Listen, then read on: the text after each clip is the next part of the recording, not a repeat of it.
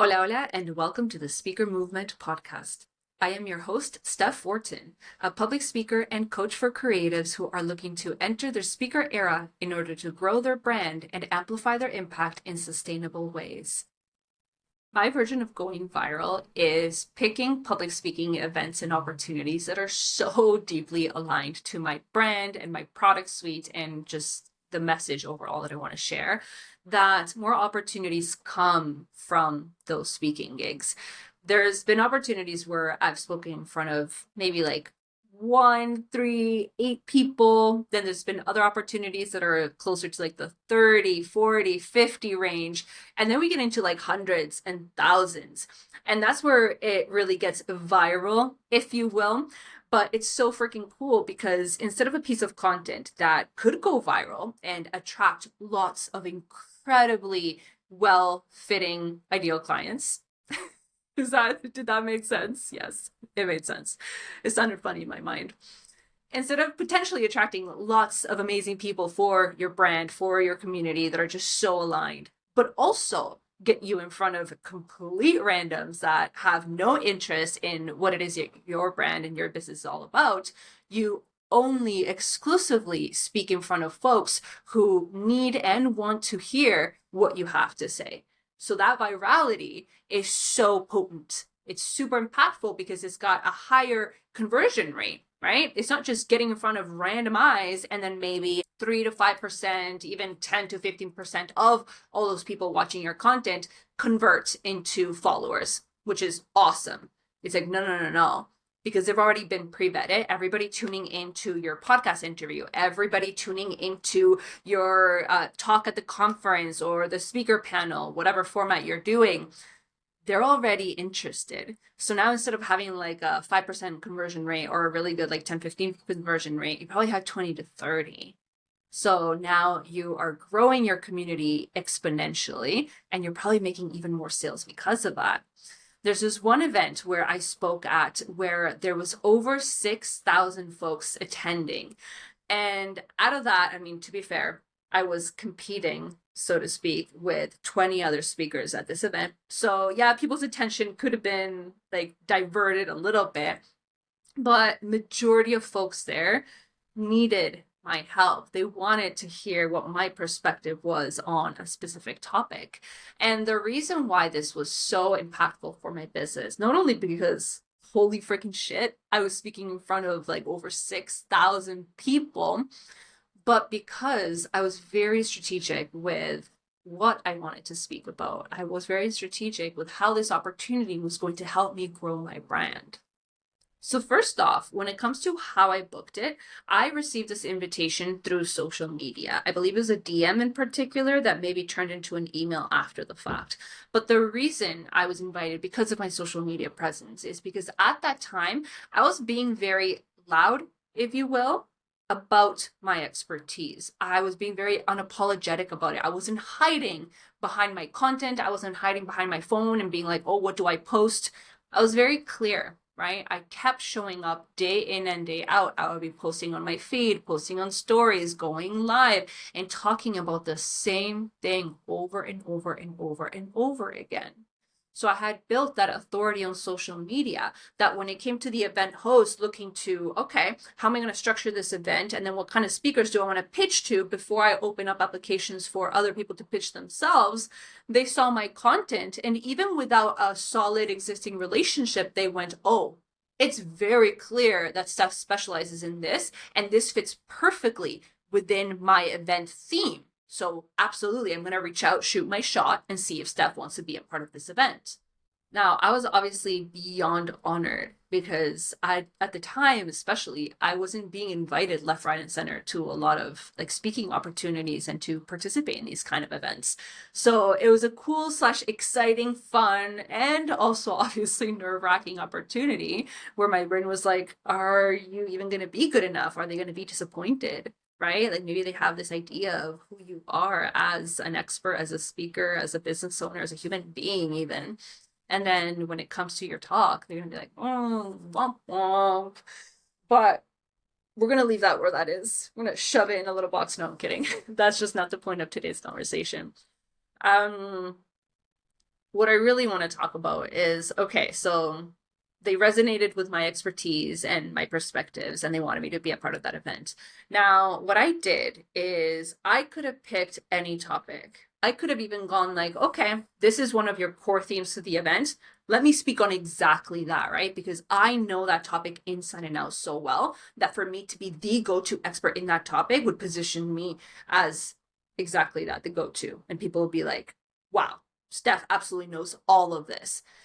But the issue with this, and one of the things that I often tell my clients, is that when you pick a broad subject, like let's say one of the themes at an event or at a conference is marketing, right? Let's say it's marketing, sales, and lead generation. And you're like, oh, I'm the expert in marketing. Let me give like the biggest master class. Like they're just going to be in so much awe of your brain. A couple things happen here. One, you can't actually give that much advice and teach that much within the given time frame, let's say 30 minutes. To teach all things about marketing in 30 minutes is virtually impossible.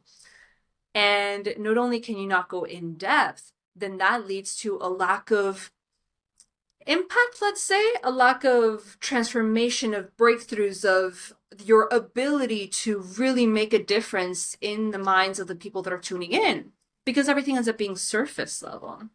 And then not only that, but now you're not the only speaker at these kind of events when there are like 20 plus speakers or even 10 speakers. You're not the only one speaking on that one topic, like marketing, right? There's going to be you and maybe 5 other folks talking on that same subject, addressing that same theme. So now you're competing against each other. And if you're competing against each other, it could be redundant. But also, if you're all picking broad topics, then how are the attendees supposed to know what session to tune into, right? Because they might not attend every single one. They might not listen to every single speaker. They got to be intentional with their time too. So if you all 5 of you are talking about marketing in social media, what does that even mean? Like, what am I signing up for, right? So we want to set very clear expectations and clearly communicate what it is that folks are going to get out of listening to your specific talk. So that is exactly what I did.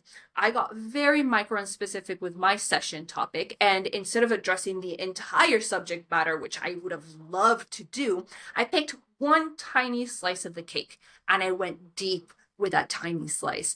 And it was so cool because I vividly remember this. I feel like it's going to be the type of feedback, social proof, testimonial that I hold on to for the rest of my life. And it was somebody who had years of experience on me, like 20 plus years of experience were in that industry, where I only had 2, maybe 3 tops. And they had said, in all the 20 years of me doing this, I've never heard about this before. Like, I've never explored it. I've never done it. I've never seen anybody else do it. Like, this is literally a game changer, and my clients are going to love this. So now their clients experience their own marketing, their ability to succeed because of this one little strategy, this one little tactic grew exponentially. And that's the kind of impact that you can have. Sometimes it's teaching a strategy. Sometimes it's simply shifting a perspective and giving people a new way of seeing things. Sometimes it's inspiring people, motivating them to take action in different ways, or to take action when they haven't been taking action. They've been holding back, scared for a very long time. And finally, hearing you talk about it in that specific way is that switch that they needed in order to move forward and to go after that one thing that they've been wanting to go after for maybe not their entire lives, but maybe the last couple months or the last couple years. And that is something that you're able to do when you get very specific and when you get micro on your story, as opposed to feeling like you got to teach everything. You got to cover all the possible angles in order to be the expert. You don't actually even have to be the expert that knows everything. You just have to know one thing very well. And not even know it perfectly well, but just well enough to be able to communicate in a way that makes a difference, right? In a way that helps people. That's truly what it's all about. And of course, one of the things that I'm also very mindful when I'm coaching my clients is to make sure that they're connecting the dots between their speaking expertise, their speaker brand, and their brand as a business owner. Like, how does this tie into your business so that you can actually leverage public speaking as a visibility and money making strategy? And the thing that I did is with this very specific talk is it tied in perfectly to both my low ticket offers and my mid and high ticket priced offers as well, which means that I was able to essentially generate leads from this one gig, which was 6,000 plus people in attendance, that would then funnel into my email list, that would create sales. And I believe this was a speaking gig that after the fact, I ended up making sales like almost every single day for a 2-week period. It was absolutely mind blowing. And that wasn't even like good results by any means. Like, there was so much untapped potential there. I think that should be an entirely separate episode. I'm going to add that to my notes because that needs to be studied. Like, it needs to be talked about, because sometimes you can experience incredible results, but there's also gaps in your strategy that there's nothing wrong with it, but we can enhance, we can tweak things within your public speaking visibility strategy in order to start experiencing even bigger and better results. And to see that in my own business, in my own public speaking journey is so cool, because then I get to challenge myself to figure out and to experiment with things and be like, how can we make this even greater? So this public speaking opportunity may have, I almost said only generated about 400 plus, give or take, subscribers into my email list, which is incredible. But out of 6,000, right? I'm like, only. I feel so silly saying that. It may have only generated 400 subscribers, but I celebrate the shit out of that because, one, it is actually a lot. And not only that, but it planted the seeds for so many other things for my brand, for my business. It started to build authority within the industry beyond social media, right? So now not only was I well known for this one thing on socials, but I was also well known for it on stages at public speaking events. And it led to collaborations with peers in the industry, where I got to guest speak in other people's programs, in masterminds, in communities. I got to be part of courses. I got to be interviewed. It even landed me other public speaking opportunities that further planted seeds, because now folks were listening to me speak at one event, and then a couple months later at another event, and then a couple months later I'd be launching or hosting some sort of masterclass or boot camp or workshop of some sort. I used to host a lot of those back in the day. And they were like, oh yeah, Steph, like, I've heard you speak at so many events and now you're hosting this free thing. I want in. And then from that, they would sign up to work with me. And it's just so cool how you can create this very organic and flowy funnel through public speaking and leverage that as not just visibility, but then into sales, and not just sales, but then collaboration opportunities and friendships and mentorship and all these cool different things that sometimes equate into sales, into money, and sometimes just equate into other ways that you can grow as a person, as a brand, as a business, as an entrepreneur. And it's just, it all stems from public speaking, and I think it's freaking wonderful. For those of you that want to go all in on your speaker era, I have free resources and paid programs that are going to support you through that as you build your confidence, build your brand, and leverage public speaking as a visibility and money-making strategy. You can check it out in the show notes, and I'll see you in the next episode of the Speaker Movement podcast.